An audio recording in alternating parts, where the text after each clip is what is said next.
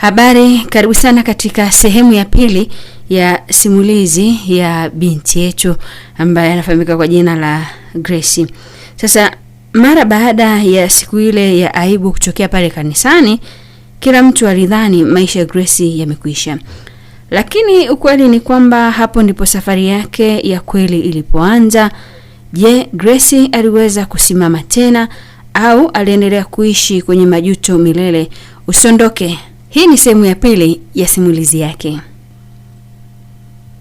Maumivu ya upweke yalimwandama Grace mara baada ya tukio lile ambapo Grace alijifungia ndani kwa siku nyingi. Simu yake haikusimama kulia, lakini hakutaka kuongea na mtu yeyote.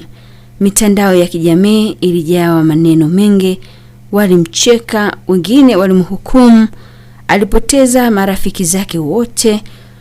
Lakini pia wale wote ambao walimshauri vibaya na wenyewe walitoweka. Kwa mara ya upweke wa kweli kabisa, usiku mmoja alisimama mbele ya kioo, akaangalia uso wake ambao ulikuwa ukisifiwa nyakati zote ya kuwa ni mtu mzuri, ni binti mzuri, amependeza, ni mrembo, ana sura nzuri. Lakini safari hii hakuona uzuri, bali aliona makosa yake.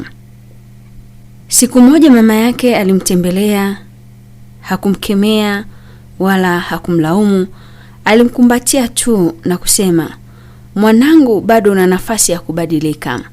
Na kama jinsi ambavyo tunavifahamu ya kwamba mama ni mama, haijalishi ni nyakati zipi ambazo unazipitia, lakini mama yako ana uwezo wa kusimama na wewe hata katika nyakati ngumu, hata katika nyakati ambazo kila mtu amekuacha. Mama na uwezo wa kusimama na wewe. Sasa maneno hayo yalimgusa Grace sana. Alianza polepole kujijenga upya.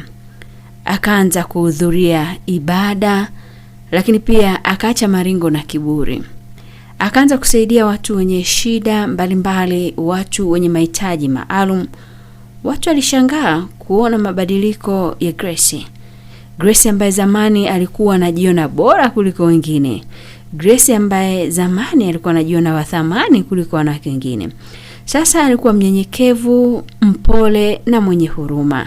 Lakini ndani yake bado kulikuwa na jeraha moja la Daniel. Kila siku Grace alimkumbuka Daniel, alikumbuka jinsi alivyompenda, jinsi alivyomvumilia na jinsi alivyomuumiza bila kujali. Aliandika ujumbe mara nyingi, lakini hakudhubutu kutuma. Mpaka siku moja alipata ujasiri. Akatuma ujumbe fupi, "Samahani kwa kila kitu, nilikukosea Daniel." Saa zikapita, Daniel hakujibu. Siku zikapita, Daniel hakujibu. Miezi ikapita, Daniel hakujibu.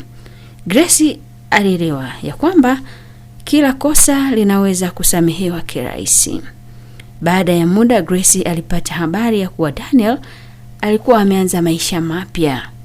Alikuwa na mwanamke mwingine, mwanamke alimheshimu, mwanamke alimjali, lakini pia mwanamke alimpenda na kumthamini, mwanamke ambaye alimpa amani ya moyo wake. Habari hiyo ilimuumiza sana Grace, lakini pia ilimfungua macho.